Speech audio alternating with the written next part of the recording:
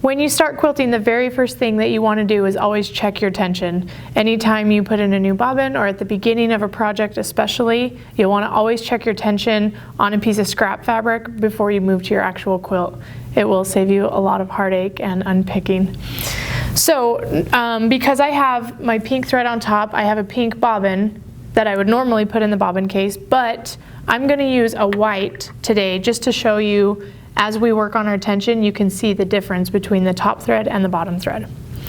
So I'll go ahead and put my bobbin in my bobbin case. Again, you want to make sure that when you pull the thread, it's turning the bobbin clockwise as you're looking at it. We'll thread it through into our tension spring, and you'll notice that my tension is already set pretty well for my bobbin case. When I pull it, it will lift up but not come off of my hand.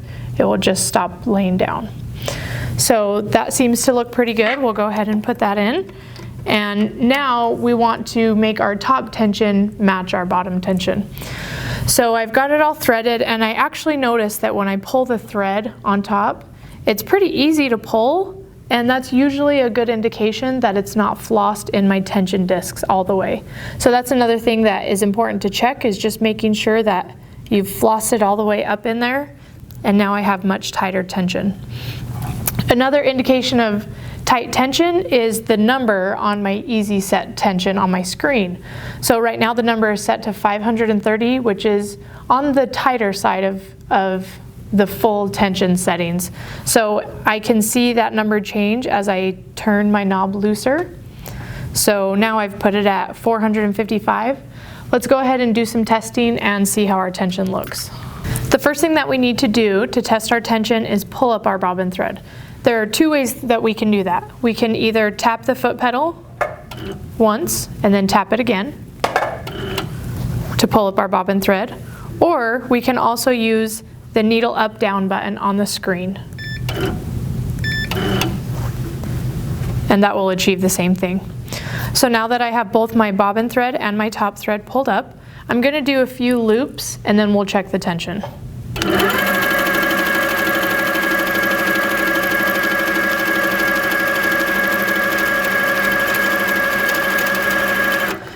When I'm testing my tension, I like doing very tight loops, because usually on your quilts, the tighter the quilting, the more tension issues you're prone to have. So let's flip this over and take a look at the back of our quilt. So the tension isn't terrible, but I can see a little bit of the top tension, the top thread poking through. So I could tighten that a little bit if I wanted. Maybe we'll turn that. Right now my tension is set at 455. And I'm going to tighten it to 475. Now let's do some more loops and see how that changed the tension.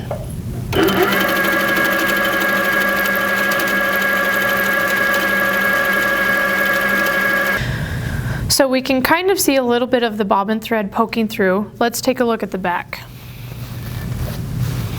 So the back tension does look better. I'm not seeing those pink spots like I was before, because I had changed the tension from about 455 to 475, which would be about the same as a quarter of a turn of the tension knob.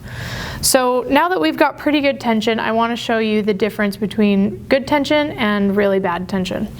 So say my top tension is very, very loose.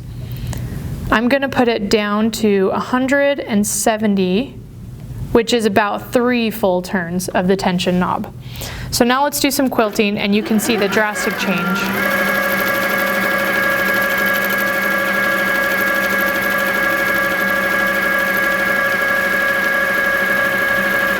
All right, even though the top still looks pretty good, let's see what's going on the back. Not very pretty. And it's quite sad when you get through a whole quilt where the top looks great and then the bottom looks sad. So that's one thing that you'll want to check for, is always check your tension both from the top of the quilt as well as the bottom, so that you don't have any surprises later on. So now I'm going to tighten the top tension quite a bit. Let's do about 5 full turns, and we'll get the tension to about 585.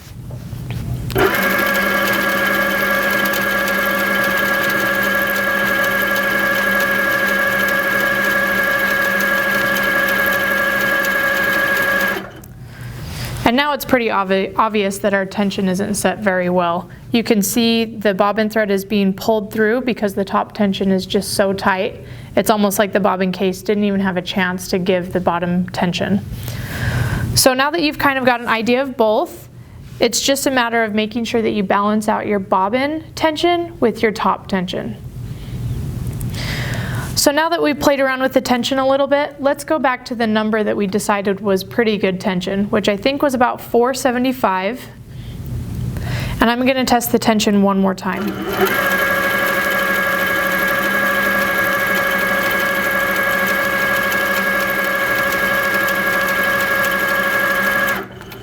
All right, and now let's take a look at the bottom. I'm pretty happy with that. I think that looks pretty good. Now you'll notice that as we did all of our tension adjustments, we were able to do it all from the tension knob, which is pretty convenient. And the reason that we were able to do that is because we already set our bobbin tension to what we felt like what was good. If you do it the opposite, then it's just going to take a lot longer because you'll be taking your bobbin case in and out and in and out and testing it on its own. So it's always best to set your bobbin tension first and then make all of your adjustments through your top tension.